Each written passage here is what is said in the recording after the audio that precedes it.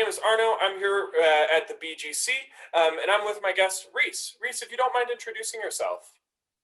Hi, my name is Reese Blake. I am 25 years old. I work as a microbiologist at an aquaponics facility in Kamloops, GC. Happy to be here telling you guys about my job. Awesome. So you already kind of answered this, but what do you do for a living? What does a microbiologist who works in aquaponics do?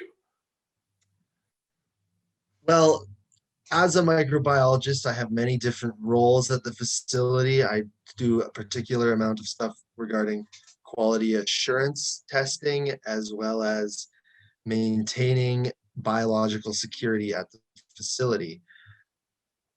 There are many different roles that a microbiologist could take when working at an aquaponics facility or any other types of facilities, whether that be meat, dairy, alcohol, food and drug production.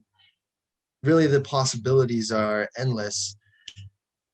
The basic education in microbiology prepares you with the basic set of principles on how to work with bacteria and statistical analysis to perform certain routine procedures at these facilities in order to maintain the safety of the product that the facility is putting out. That makes sense. That absolutely did. So to kind of summarize that, what you're doing is you're assuring that the product that the facility is putting out is being put out at a certain quality as well as at a certain state of cleanliness. Yes, but my training is applicable to many different industries, is what I was trying to say in fewer Awesome. words. Cool. Yes. And why did you originally get into this career? I I was always interested in science. As growing up in high school, biology was always my favorite class. I didn't really have any exposure to microbiology until I got to university, where I took a class in it and then was able to make that my major in university. And I was able to further take more classes and perform some research in the field, which kind of had excited my interest in the field and made me continue it into my career right now. So Awesome. it was something that I was kind of exposed to later that took my interest. So it's a bit of a passion for science that then evolved into an interest in microbiology. Yes, well, as I'm sure many of you know, high school science, whether it be biology, chemistry, or physics, can be very broad, and they introduce you to many topics. And within those topics, you can specialize into many, many different things. And even in microbiology, you can specialize in different things. For example, once I was specialized into microbiology, I chose to research environmental microbiology, which is more the study of microbes, bacteria, germs, if you will, that live in the natural world, in the environment, often particularly plant-based, because that's what I found interesting. However, you could have specialized and gone into medicine or into alcohol production or cheese production or meat or anything really. So yeah, it's just in any of those books you could choose any subject and take a specialization in it. So as I took more and more courses, I realized that was what I was interested in, and that is what I pursued. Awesome, thank you. What does the day-to-day look like for you? Well, in my facility, that day to day can change very quickly depending on where we are in our process of harvesting the fish that we produce. But I do a lot of routine testing, as I mentioned before, and this will be taking environmental swabs around the facility. This I can culture in a lab and see what kind of bacteria and the numbers of bacteria that are growing on certain surfaces around the facility. And in a facility where food is produced, maintaining cleanliness is extremely important because obviously you don't want to put out any food that will make anyone sick. That is one of my routine testings. Also, at the facility, because I have spent a significant amount of time being trained in a lab, I do a lot of water testing to ensure that our water system is reaching its target nutrient levels. So that has me working in a lab doing nutrient testing for, an hour or so every day. I also am kind of conducting ongoing research. So just kind of collecting notes. Sometimes we run different, we have what's called a aerobic digester, which helps settle waste out of the water that is recirculated back to the fish. I do things involving research and development on the process with that. And that can take anywhere from 3 to 5 hours, depending on what you're doing on any particular day, because research never goes quickly, but sometimes it goes quicker than others. And working at this clean facility as the microbiologist, it's kind of on me to put a good example for my coworkers when it comes to washing hands, using hand sanitizer, wearing the proper PPE, and things like that. Also, another significant portion of my role would be data collection and management. I am off because when you take microbiology in school, they train you in statistical analysis. So this allows me to collect and manage data, which my superiors use for later decisions.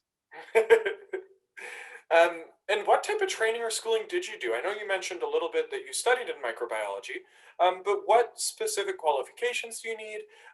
What type of training or schooling do you need in order to work as a microbiologist? I went to the University of British Columbia, Okanagan, right out of high school on a general science. And then I specialized into biology in my second year and microbiology in my third year. And then I did a minor in environmental sciences. So I like to tell people I'm an environmental microbiologist. Um, I also was fortunate enough to collect a fair amount of work experience during school. I was able to do an honors thesis underneath a professor, so that gained me credits and showed me what it would be like to perform my own research. So that helps when you're trying to get a job, is not only having a degree, is having research and work experience through your university. That helps because it is a fairly competitive field when you are looking for work. So anything that you can have that is on top of your degree that is academic is always helpful. Awesome. So that ties in really well to my next question. How does someone get a job in this field? I know you mentioned having work experience and having the degree. Are there kind of other avenues or other things that would help someone get a job in this field? I think if you were very interested in working in a lab full time, you could take an additional, maybe after your degree, you could take a technician course that would get you perhaps a more 9 to 5 laboratory technician job quicker, or you could keep doing, because microbiology is a very academic topic. You could continue the pursuit all the way to being a PhD as well. So yeah, if you want to be a microbiologist, the first step you have to do is to get a bachelor's degree. I say you could, if you're working as a lab technician, you they will teach you how to do some of the routine procedures, but they don't teach you all the theory behind it. And we are interviewing actually in this process. We're going to be interviewing a lab technician as well. Is that if any youth are curious about that, we do have one of those interviews on our website coming out this week. And so to kind of summarize that, to get a job in this field, you need a degree in microbiology or a degree in Yeah, a degree in microbiology, as well as relevant work experience that you can often get through your schooling by working with professors and co-op type programs. Some different labs sometimes have postings up for student positions involving like sample prep, kind of just basic stuff around the lab. Those are always worth applying for as well. But in my experience, it once I had the degree and the work experience, it was just the uphill battle of applying through the system that you have to apply through. Absolutely. What are some of the challenges that are faced in this career? Well, doing research, you have to be all right with being wrong. Sometimes being wrong helps you learn more than being right. So it helps not to be frustrated if your mic some when your experiment doesn't go properly. Like sometimes I'm trying to culture bacteria and it takes 3 tries and 6 hours. And that can be frustrating, but you just have to try to learn from that experience. Um, and like I say, the possibilities are endless when you're working in a lab with bacteria. So anything that you can really think of, you can do in the lab.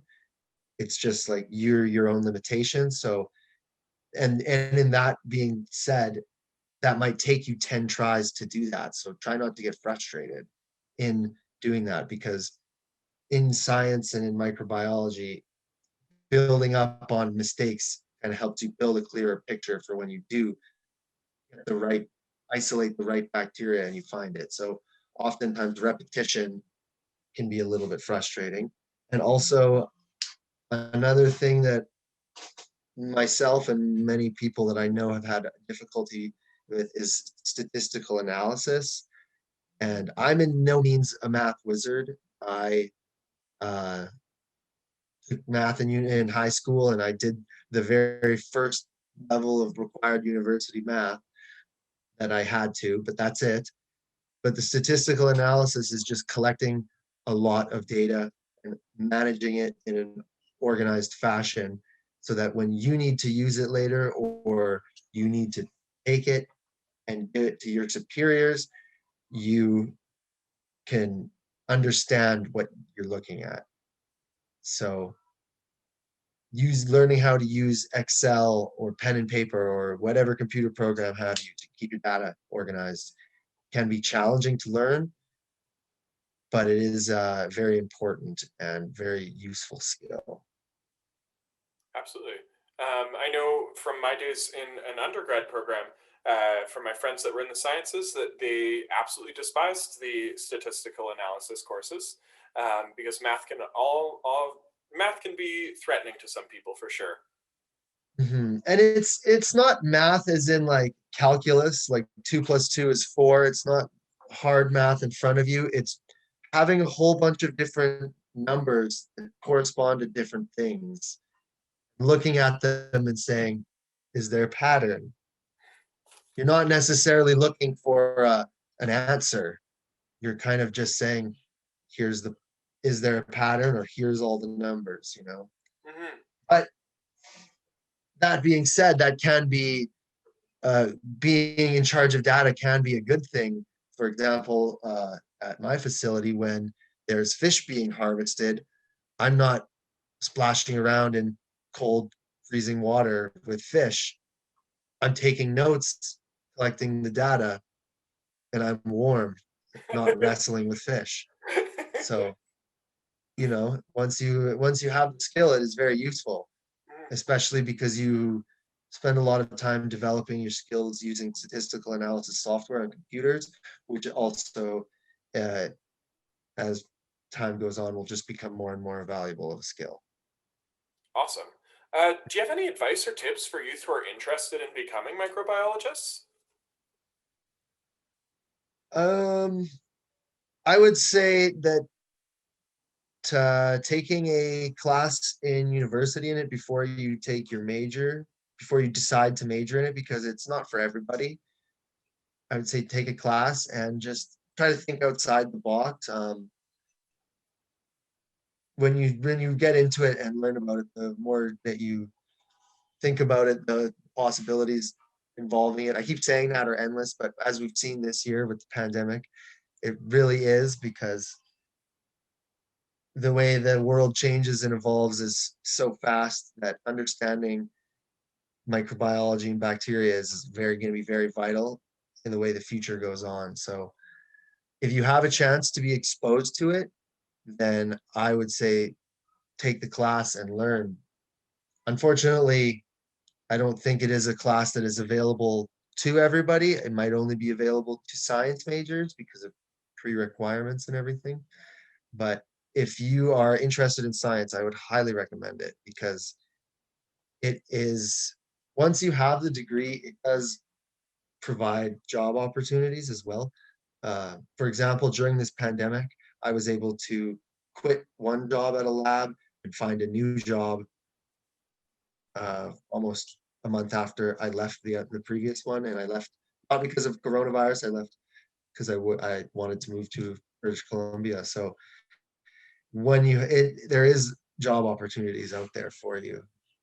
So if it's something that you're interested in, I urge you to push through the frustration of having to perform repetitive tasks sometimes, because when you do find the answer, it is very, very satisfying. Awesome. Thank you. So this And is, it's go ahead. I was going to say, it's kind of interesting at our facility to show people what is dirty and what you think isn't dirty. You know, like the it kind of shocks people that every week the dirtiest thing at the whole place is the computer mouse. Never the bathroom or the toilet or the sink or anything, you know. So when you kind of start to think like that and think outside the box, it's interesting and very rewarding. But Awesome. yeah, that statistical analysis will get you. Thank you. This is a bit of an aside, but what is your favorite bacteria or microbiology thing that we might see? If we wanted to Google one quick bacteria name, what is the funnest you can think of? The funnest. Well, it's kind of sounds kind of morbid, but the most fun ones always seem to do the most terrible things to people, you know. Or the people, or if anything really. But a good exciting one would be penicillin. Penicillin is a very good example. That is made in a microbiology. That was discovered by accident by Alexander Fleming, and it has saved countless lives worldwide. And that is just that is something that an experiment just like that is something that you would do in school in a microbiology class. Is you would create penicillin and use it to foster bacterial resistance in a plate, and you could actually see it happen. You'd be like, this penicillin works. And when you see stuff like that happen, you know that the science and everything that you hear isn't all just mumbo jumbo, that you can actually physically see the bacteria, that it is real. Something that you can't even see with a microscope is there. It is quite something to wrap your head around. That's awesome. Thank you so much for your time today, Reese. I really appreciate it. And if any youth have any questions for Reese, you can feel free to submit those questions on our website, and I will forward them to him. Or if there is an overwhelming amount of questions, then we can maybe potentially book a Zoom session with Reese so you can ask him yourself. Thanks again for your time. You're welcome. Yeah, and just a reminder to everyone that we are going to be posting videos throughout the week. So stay tuned, and you can learn about a bunch of more cool careers. Thank you.